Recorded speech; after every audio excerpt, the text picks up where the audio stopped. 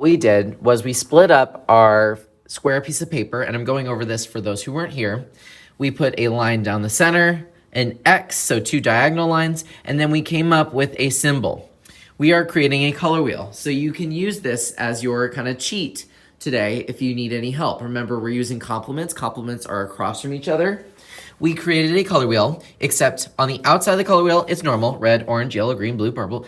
But on the inside is the complement. So like when I do this, it's gonna be red on the outside and then green inside the letter, and then I might put some red here. I'm gonna demonstrate first, and then I'm gonna let you try. But make sure you're listening so that I can give you all the instructions. I don't want any messes in the room. Before we start anything, I want you to remove everything from your table unless you are one of the people who did not finish. If you did not finish getting your Sharpie in or getting your letters, or even if you weren't here, you'll need that stuff. But everything else, go ahead and take off your table. Hopefully you did not bring your Chromebook. If you did bring your Chromebook, either put it under your table or even better, put it on the back counter because we are gonna be using water and paint. And if you didn't know, water and paint do not mix with computers. Very bad. Okay, we talked about the green arrows a million times. Usually I don't say anything if you don't use them during the day because I really don't care. But today, since we're using paint, these green arrows are on 100% of the time. Use the green arrows. If you do not use the green arrows, let's say that someone's coming this way with water and then I'm coming this way with paint. Guess what? You have a mess to clean and your day is going to be ruined. The items I want you to get: a paintbrush, a paper towel, and a placemat. It does not matter which paintbrush. They're really all the same. They're all this medium size. Take a little paper towel and this old ugly placemat. Follow the green arrows to your seat. When you get here, the first thing you're gonna do is you're gonna put your artwork over the placemat, paper towel to the side, and your paintbrush on top. There's a few different more things we need. Once you have this set up, you're gonna come and see me again, and I'm going to give you your paint. I'm gonna help you out today. I'm gonna be the paint master because it's during COVID. I have to make sure that you guys aren't touching too many things and sharing it.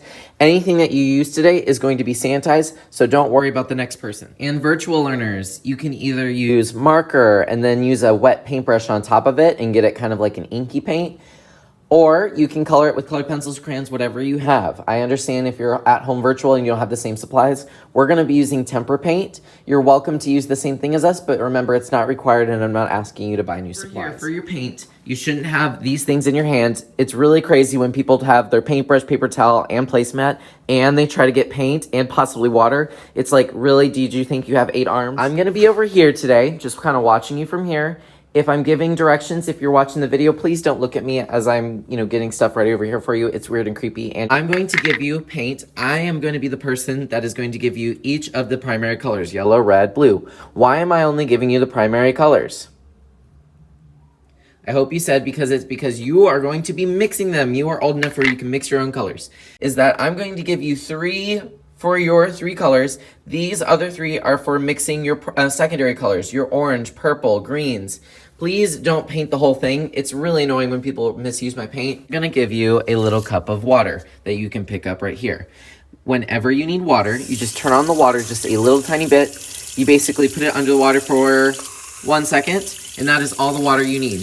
If your water gets dirty today, feel free to just come up here, dump it out, and just get a little bit more, but that is all you need. I don't know why people fill this up as if they're gonna drink it. This is a mess waiting to happen. Please don't let me see overusing the water. Now, obviously, I'm holding a camera, but you would hold the cup with one hand and then your palette with the other hand. Okay, like I said, make sure that you're listening. If you're not listening, well, then Mr. Crayons is gonna be for you. Don't be that person. All right, so here's your goal today. You are going to try and complete at least 2 or 3. Do not finish the whole thing today. Slow down and really think about your process. So think about how you're doing this. All right, so it doesn't matter which one you start with. I'm just gonna start with the red and green.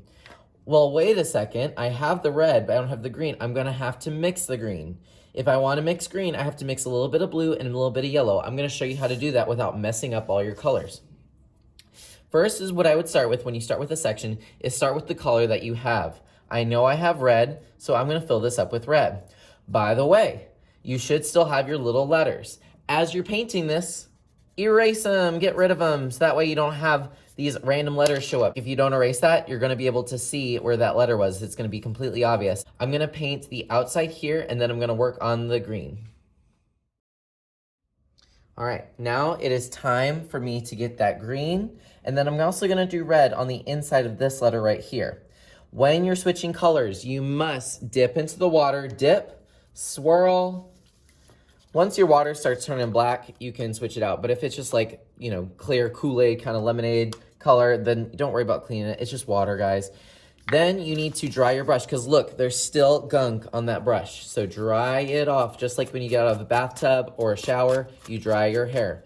Please be kind to the paintbrushes. Please don't smash the paintbrushes. These paintbrushes are old. We need to make them last. Mix a little bit of blue. So I'm gonna grab a little bit of blue, put it in one of the extra little holes, and then I'm gonna grab a little bit of yellow. But if I go into this yellow with the blue, it is going to mess it up. So what do I need to do? Clean my brush, put it in the water. Once you get the hang of this, it'll go super fast. Dry it off. That only took like 3 seconds. Double check though, put it in the water. Aha, there's still some gunk on there. All right, now I'm pretty sure it's clean. I'm gonna take a bunch of that yellow, hunk it over, and mix. Fun, fun, fun. Now I'm getting this like crazy green lizard color. Obviously, if you don't like the color, you can clean your brush and then go into that yellow again. Your greens always look a little bit rainforesty, but that's okay. You're gonna mix your colors for the ones you need. You don't have to mix your primaries because they're already mixed for you. They're unmixable. All right, I finished my green for this section at least, and I'm gonna move on to the red again. I cleaned my brush, and I'm just gonna put red in the center. Obviously yours is up to you, but here's what I'm looking for. I'm looking that you know your complementary colors for each section. So since this one started with red, I need to see green. Obviously, you can do yours your own way, but how are you going to show me your complementary colors? When I look at this, I need to see that a 4th grader understood that there's a color wheel and that there's complementary colors. All right, I'm gonna clean my brush. Look, the water's still dirty. I'm not gonna switch it out every 5 seconds. Once it turns black, then you probably wanna start switching it out. All right, but now I need some orange, so I'm gonna have to mix some colors. Find a new little spot, clean my brush, get some of that mustard off, and then scoop into some red, some ketchup. Ooh, now I have some hot sauce. And then of course, go for it, make it interesting. This probably needs a little bit more yellow. So I'm gonna clean my brush.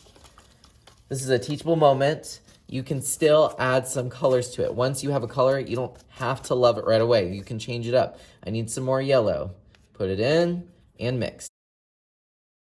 Don't forget to erase any letters before you go over them. I almost missed this one, but I got it just in time.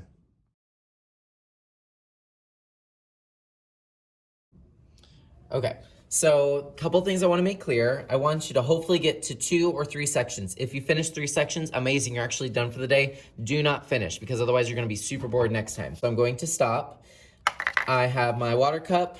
Remember, you can switch this out whenever needed. Once it gets to this point where it's like brown, black, murky, you can probably switch it out. Just remember, get a little bit of color. What I'm seeing is that students are mixing water with their paint. You do not need water for this to work. That's watercolor. This is tempera. Tempera is actually made out of chicken eggs, which is pretty crazy. You don't want to get this on your skin because what happens when you leave chicken out overnight? It goes bad. So if you leave this on your skin, it will turn into bacteria. That's really weird. Don't put this on your skin, but you are gonna get it on your hands. So I'm gonna show you how to clean up your hands and how to clean up your table. So let's say I've completed my 2 sections or it's the end of class. First thing you're gonna do is take this with both hands and you're gonna put it on the drying rack. Follow the green arrows all the way around. And here's what I like. Here's the drying rack. I like it when you put it on the bottom. So start with the bottom, just like the last person, and then you fill it up all the way. I don't know what the obsession is with putting it on the top. Please don't play with this. This is expensive, and you can see that some of these have already been bent by people playing with it. Paint tray and your water cup. I would start with the water cup first. Water cup is in here. Leave it alone. You do not have to clean it out. Do you have to clean it out? No. Follow the green arrows, and now it's time to get the paint tray. A paper towel. And by the way, you put that paintbrush in the water cup. I forgot to mention that. Then I'm going to walk around. You don't need that paper towel anymore. We're gonna clean our tables with a wet wipe at the very end. Here is how I want you to clean things. I'm going to have you guys turn on the water just a tiny bit. If you turn on the water all the way, it is going to splash you. That is too much water, and you're going to make a huge mess over here. If you can hear the water like this, it's too much. Turn it down to where it's like a very slight little stream. You're gonna use your fingers And you're going to take your thumbs, swirl them around, and notice that it's getting rid of the paint. I'm using my fingers. It's looking nasty, but I'm using my fingers with slight water to get rid of most of the paint. You're going to take a paper towel. You're going to wipe out the paint tray, like so, and you are done. You're going to see this thing. It's a dishwasher rack. Once yours is pretty much clean, you can put it in the rack and I will give it a deep cleaning later. That way we didn't exchange any germs and you cleaned your area. Remember, your water cup goes in the sink. You don't need to clean it out. You're gonna come over here to either this sink or this sink, turn on the water just a tiny little bit. Use your fingers to clean out the tray. Use a paper towel, which you can get right here, just to wipe it down dry, and then put it in this rack. There should be no water right here. If there is, guess what? Don't walk away. You need to clean it up. It is your responsibility. Let's say you've picked up everything off the table. It's time for you to actually clean the table. I have Clorox wipes on the middle table, which is also the teal table. Take one, follow the green arrow, clean and disinfect your table. Guys, have a wonderful day. I'm excited to see your awesome paintings.